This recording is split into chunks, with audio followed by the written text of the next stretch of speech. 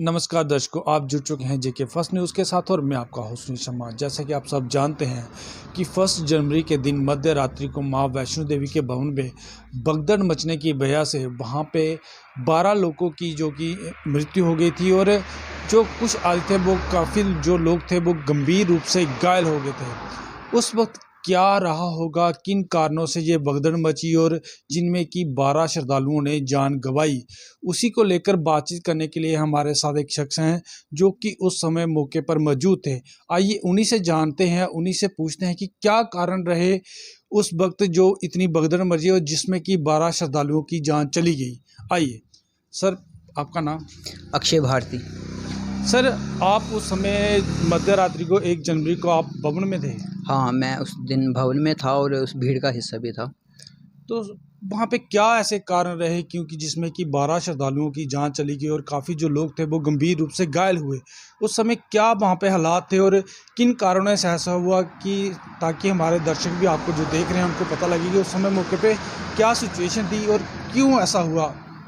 मैं देखो कोई भी फ़िक्शनल बात नहीं करूँगा कि वहाँ पे 25,000 लोगों की कैपेसिटी थी तो उन्होंने 35,000 या 40,000 क्यों छोड़े मैनेजमेंट ने, क्योंकि इस चीज़ के बारे में मुझे नहीं पता है कि कितने की वहाँ पे कैपेसिटी है और कितने वहाँ पे छोड़े हुए हैं। लेकिन हाँ, मैं आपको एक विज़न बता सकता हूँ जो मैंने देखा, जो मेरी आँखों के सामने था। लेकिन उस मेरी जो आँखों के सामने जो नहीं था वो मैं भी नहीं बता सकता, क्योंकि वहाँ पे भीड़ काफ़ी ज़्यादा थी। जहाँ तक मेरी नज़र थी वहाँ तक मैं बता सकता, लेकिन उसके आगे क्या हो रहा था वो मुझे नहीं पता। तो जहाँ तक मुझे लगा कि वो क्या हुआ था कि अगर आपने भवन गए हुए होंगे तो एक भैरू घाटी वाला रास्ता है, वो वहाँ से लेकर क्लार्क रूम, जो फर्स्ट क्लार्क रूम आता है, वहाँ तक भीड़ थी। उस भीड़ में है क्या था कि जाने का रास्ता और आने का रास्ता, दोनों जो यात्री थे वो बीच में टकरा रहे थे। मतलब कि अगर वो दोनों एक एक साइड किसी को रास्ता दे देते तो शायद वो भीड़ नहीं मची होती। तो जो पुलिस प्रशासन वहाँ का था वो ड्यूटी पे था, लेकिन मुझे लग रहा है कि कहीं ना कहीं वो उस जगह पे नहीं था जहाँ पे उन्होंने होना चाहिए था। जो मेरा अपनी एक जो चीज़ मैंने देखी वो मैं अब आपको बता सकता हूँ। तो अगर बात की जाए तो बहुत सारा यूथ था जो उस यात्रा के दौरान आया हुआ था। तो आजकल का ट्रेंड बन चुका है कि यूथ जो 31 दिसंबर को जाता है यात्रा करने का, तो उनमें श्रद्धा कुछ कम होती है और कुछ लोग ट्रेंड के चक्कर में जाते हैं। तो वहाँ के यूथ का मतलब ये रिएक्शन था कि उन्हें लग रहा था कोई कंसर्ट चल रहा है, वो एकदम मतलब शाउट कर रहे हैं उस जगह पे जाके, आगे लाठीचार्ज हो रहा है वो वहाँ पे शाउट कर रहे हैं। तो कहीं ना कहीं भीड़ का भी सहयोग नहीं रहा पुलिस प्रशासन के साथ, ये भी मैं मानता हूँ। लेकिन आप भीड़ को कभी भी ब्लेम नहीं कर सकते हैं, क्योंकि भीड़ हमेशा ज्ञान शून्य होती है और वो सिर्फ भीड़ चाल ही चलती है। तो मेरा ये मानना है कि कहीं ना कहीं भीड़ ने सहयोग भी नहीं किया और कहीं ना कहीं पुलिस प्रशासन उस जगह पे नहीं था जो होना चाहिए था। लेकिन आजकल जो मतलब कि अभी मैं देख रहा हूँ ट्रेंड चल रहा है #FreeHinduTemple, तो मेरा मानना है कि one of the best management है SMBD की, इसमें कोई डाउट नहीं है। लेकिन हाँ, कहीं ना कहीं इस बार मुझे लगता है गलती हुई है वहाँ पे और वो जल्दी ठीक होगी।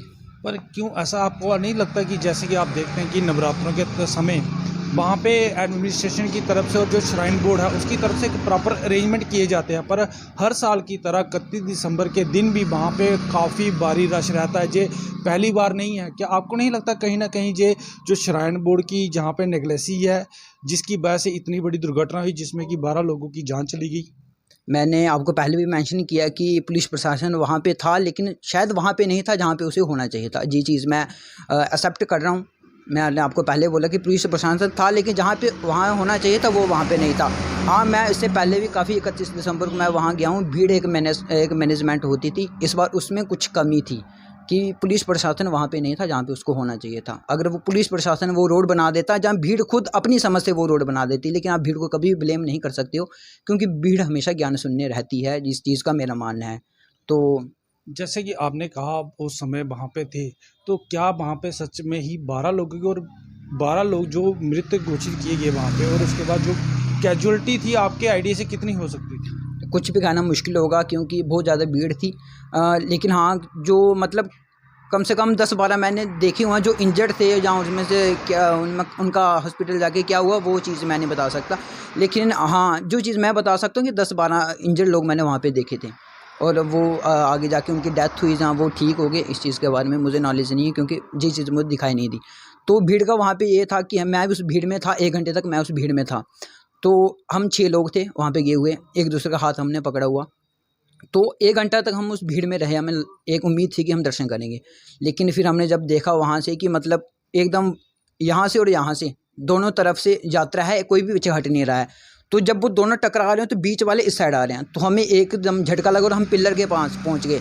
तो फिर मैंने सोचा कि एक और झटका ऐसा लगा तो सीधा 150-200 बंदा जाके सीधा ग्रिल पे लगेगा, ग्रिल टूट जाएगी।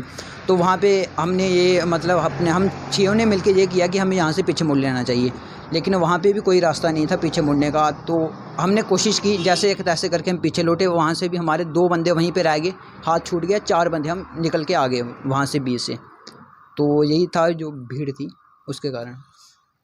जैसे कि आपने देखा, ये खुद उस समय उस स्थान पे मौजूद थे जब वहाँ पे माँ वैष्णो देवी के भवन के ऊपर भगदड़ मची और जिसमें कि 12 श्रद्धालुओं ने अपनी जान गंवाई।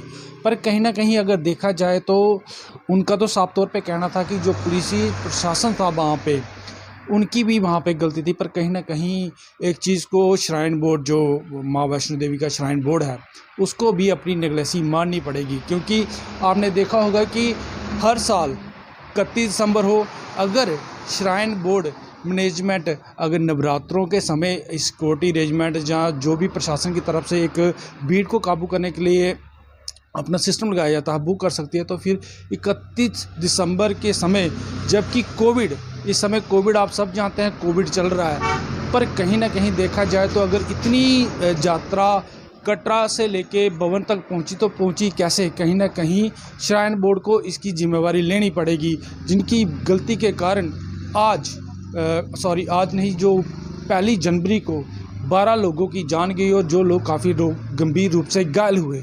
तो आप इससे मुंह नहीं फेर सकते। तो कहीं ना कहीं इसको थोड़ा सा ध्यान देना होगा कि आने वाले समय में कभी भी ऐसी दोबारा दुर्घटना ना हो।